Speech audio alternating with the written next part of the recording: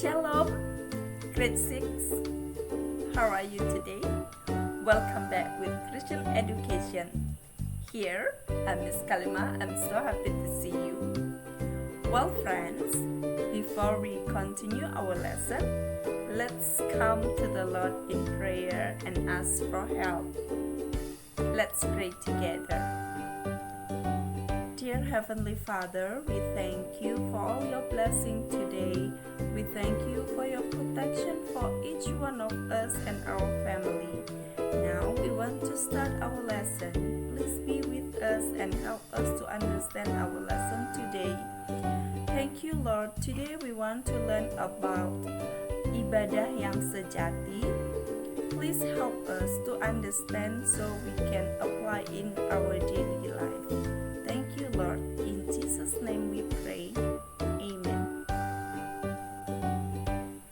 Tujuan pembelajaran kita hari ini, yang pertama, dapat menjelaskan makna ibadah yang sejati kepada Allah. Yang kedua, menyebutkan contoh-contoh sikap dan perbuatan yang menunjukkan ibadah yang sejati kepada Allah. Dan yang ketiga, dapat menunjukkan sikap hidup yang benar sebagai ibadah yang sejati kepada Allah. Pada pelajaran sebelumnya, kita sudah belajar tentang melayani lebih sungguh, melayani dengan talentaku. Pada bagian ini, kita akan belajar tentang ibadah yang sejati. Nah, apakah itu ibadah yang sejati? Berdoa, membaca firman Tuhan, mendengarkan firman Tuhan, memberikan persembahan, itu merupakan ibadah ritual dalam rangkaian ibadah di gereja. Perbuatan itu akan menolong kita untuk mengerti kehendak Allah. Akan tetapi, itu belumlah cukup. Lalu apa itu yang dimaksud dengan ibadah yang sejati? Rasul Paulus mengatakan di dalam Roma pasal 12 ayat 1, dikatakan demikian. Karena itu saudara-saudara, demi kemurahan Allah, aku menasihatkan kamu supaya kamu mempersembahkan tubuhmu sebagai persembahan yang hidup, yang kudus, dan yang berkenan kepada Allah. Itulah ibadahmu yang sejati. Rasul Paulus mengatakan bahwa perbuatan itu merupakan ibadah yang sejati.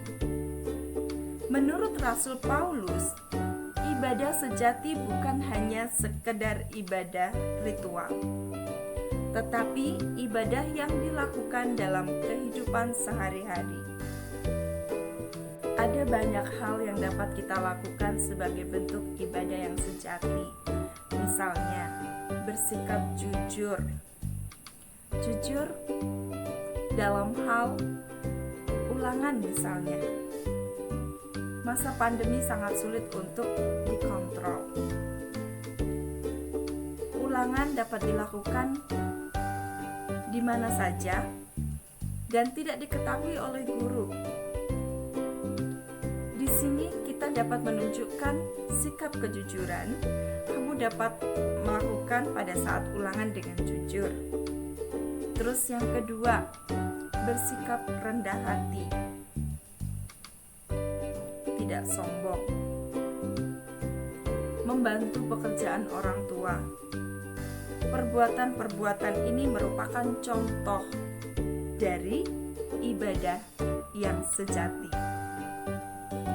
Rasul Paulus menyadari bahwa melakukan ibadah sejati dalam kehidupan sehari-hari bukanlah hal yang mudah. Banyak godaan yang dihadapi dalam melakukan hal tersebut. Godaan tersebut bisa berasal dari lingkungan kita. Contohnya, berkata-kata yang kasar karena teman melakukannya juga. Takut dikatakan gak keren. Padahal kamu mengetahui bahwa mulut kita adalah pemberian Allah yang seharusnya dipakai untuk memuliakan Tuhan. Ketika kita dapat menggunakan mulut kita untuk berkata dengan baik, bertutur kata yang sopan, itu juga merupakan contoh perbuatan ibadah yang sejati. Ibadah yang sejati adalah keseluruhan dari hidup kita. Apapun yang kita lakukan, apapun yang kita katakan, itu merupakan ibadah kita kepada Allah. Maka kita perlu menjaga sikap, menjaga perkataan, karena itu semua yang dikehendaki Allah untuk memuliakan. Hidup kita adalah ibadah.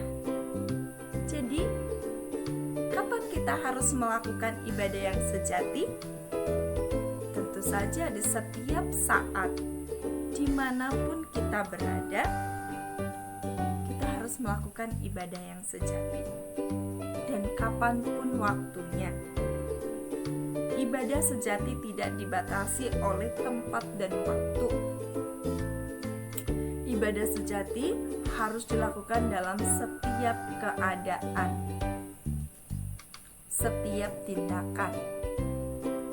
Kita bisa melakukan di rumah dengan cara mendengarkan nasihat orang tua, melakukan tanggung jawab kita, melakukan perbuatan-perbuatan yang baik. Kita juga bisa melakukan ibadah yang sejati itu di sekolah. Tentunya sekolah kita saat ini secara online. Apa yang bisa kita lakukan? Mendengarkan nasihat guru,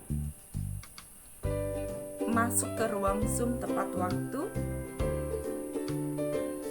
ikuti peraturan kelas online. Contohnya, ketika diminta untuk menyalakan kamera, nyalakan kameranya. Kita juga dapat melakukan ibadah yang sejati itu di lingkungan kita berada. Apa yang bisa kita lakukan? Kita bisa mengikuti kegiatan gotong royong, bersikap sopan terhadap semua orang yang ada di lingkungan kita, sabar saat ada di tempat-tempat publik misalnya, antri dengan baik, karena kita harus menyadari bahwa keseluruhan hidup kita adalah ibadah yang sejati kepada Tuhan, dimanapun kita berada dan kapanpun waktunya. Itulah ibadah yang sejati. Baik teman-teman, kita akan menyimpulkan pelajaran kita hari ini. Kesimpulan dari pelajaran kita hari ini adalah ibadah bukan saja dilakukan secara ritual. Paulus mengingatkan kita agar orang percaya melakukan ibadah yang sejati adalah ibadah yang ditunjukkan di dalam sikap hidup kita sehari-hari. Ibadah yang sejati harus dilakukan di mana saja dan kapan saja. Mari kita akhiri pelajaran kita hari ini dengan berdoa. Mari kita berdoa. Tuhan Yesus yang baik, terima kasih untuk pelajaran hari ini yang mengajarkan kami bahwa keseluruhan hidup kami adalah ibadah kepada Tuhan. Bantu kami ya Tuhan untuk dapat melakukannya di dalam kehidupan kami, melakukan sesuai dengan kehendak-Mu, sehingga hidup kami dapat menjadi persembahan yang hidup, yang kudus, dan yang berkenan kepada Allah. Terima kasih Tuhan, terpujilah nama-Mu. Di dalam nama Tuhan Yesus kami berdoa. Amin.